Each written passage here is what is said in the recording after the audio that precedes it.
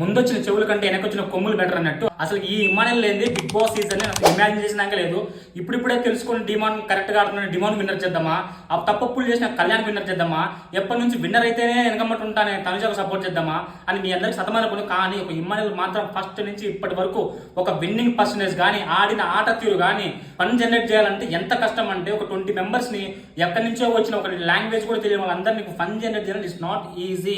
ఎందుకంటే కొందరు తీసుకుంటారు, కొందరు తీసుకోరు. మీకు అన్ని పక్కన పెట్టి తన గేమ్ ఎట్లా పోతుందో ఒక మైండ్ గేమ్ ఆడుతా, ఒక పక్క కామెడీ చేసుకుంటా, ఒక పక్క ఫిజికల్ టాస్క్ ఎఫర్ట్స్ పెడతా, ఎవరిని ఎక్కడ పెట్టాలో ఇంతవరకు ఈ బిగ్ బాస్ సీజన్ లో ఎవరున్నా లేకుండా ఇమాజిన్ చేసి. కానీ ఒక ఇమానియల్ లేకుంటే మాత్రం ఈ utter flop of Bigg Boss season అనేది మీకు ఎంతమంది కనిపించింది?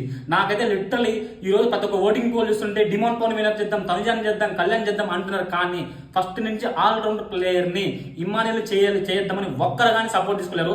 మీరు ఎంతమందికి హాట్స్టార్ దద్దరిల్లాగా ఇమానియల్ అని కమెంట్ చేసి లైక్ చేసి హాట్స్టార్ ని షేక్ చేసేలాగా ఓటేసి కమెంట్ చేద్దాం. ఈ రోజు ద లాస్ట్ డే ఆఖరికి దొంగతనాలు చేసిన ఆమె కూడా సంజన కూడా టాప్ 5 వచ్చినప్పుడు అంత ఎఫర్ట్స్ పెట్టిన ఆమె ఎందుకు తీసుకోకూడదు, ఎందుకు విన్నర్ చేయకూడదు ఇమానియల్ గారిని అని మీకు ఎంతమంది కనిపిస్తుందో ఫాలో చేసి కమెంట్ చేయండి మామ. చలో బాయ్.